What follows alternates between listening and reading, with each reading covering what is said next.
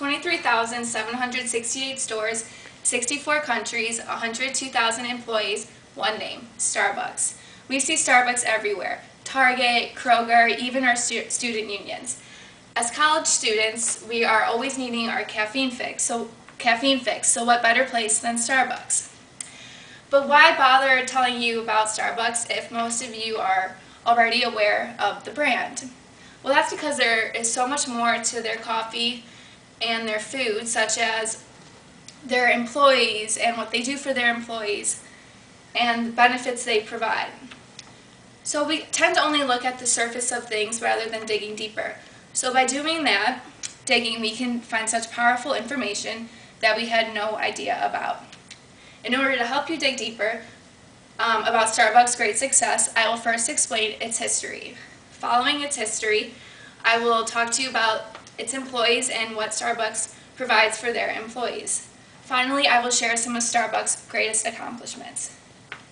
I'm not lying when I say I go to Starbucks once, maybe twice a week. I never really thought about the steps taken to make this such a successful brand, and this is why I believe digging deeper is so important. Gordon Bowker, Jerry Baldwin, Zev Siegel are the founders and perhaps the men we should be thanking. In 1971, the first Starbucks was founded in Seattle, Washington, and according to an article, History of Starbucks, Starbucks only sold coffee beans and the coffee making equipment. So when did all of this change? That's when Howard Schultz comes into the picture. 10 years after the first Starbucks opened in a trip to Italy, Howard had this great idea. According to an interview written by editors at biography.com, after a week in Italy, I was so convinced with such unbridled enthusiasm that I couldn't wait to get back to Seattle to talk about the fact that I had seen the future. From that point on, it was a constant uphill expansion. We have recognized the creators of it all, but time to focus on the people who keep the store going on a day-to-day basis, and that's the employees. I'm not here to talk about the characteristics or the qualifications to work at a Starbucks, but rather what Starbucks provides for its employees, such as its benefits and programs. So one might not expect for someone working at a coffee shop to have benefits as great as this. But again, this is what sets Starbucks apart from so many other coffee companies. So what exactly is this first program that I'm going to talk about? Well, Starbucks offers free college tuition to full and part-time workers.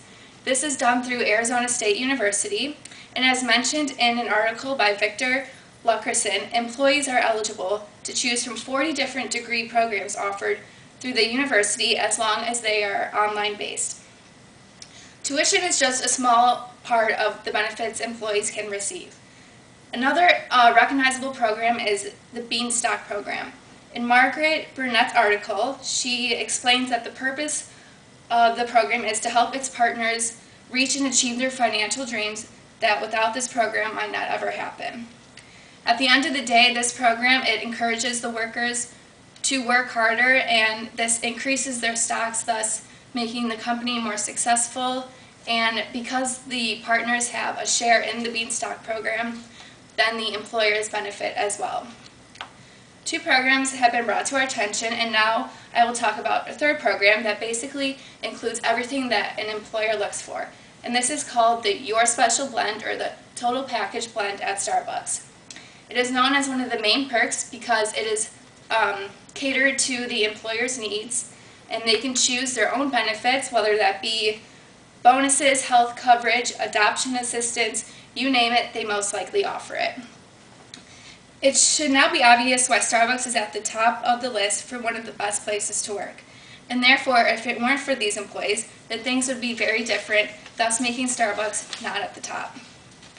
So next I'm going to talk about some of Starbucks' greatest accomplishments. The first accomplishment was in 2005 when Starbucks received the World Environment Center Gold Medal for International Corporate Achievement in Sustainable Development. So what exactly is this reward? Ryan Nelson explained on the WEC's website in 2005 that the program is designed to contribute in a positive manner to coffee farmers while at the same time placing an emphasis on conserving the environment. Another accomplishment that many of us may be aware of is the launch of the mobile app in January of 2011. and the numbers are proof that this was a success. In an article written by Dan Fisher in August 2014, it was reported that more than $4 billion had been loaded on to Starbucks apps and spent in the same year. $4 billion. Besides the numbers, however, is the convenience the app also provides. It allows you to go through the Starbucks and you don't have to have your wallet or anything. And then as a frequent Starbucks customer, this next accomplishment is referred to as the Starbucks loyalty program. Customers are able to earn rewards and then get free drinks and free food.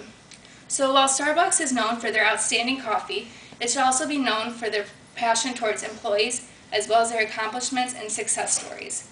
So yes, I do believe that we should look beyond the basics and recognize what can make a company unique and different. By using Starbucks as an example, we can see that they provide a tremendous amount of benefits for their employees, and this leads Starbucks to be so successful. If there is one last thing I would like all of you to take away from this presentation, it comes from Howard Schultz himself, who believes that when you're surrounded by people who share a passionate commitment around a common purpose, anything is possible. Thank you.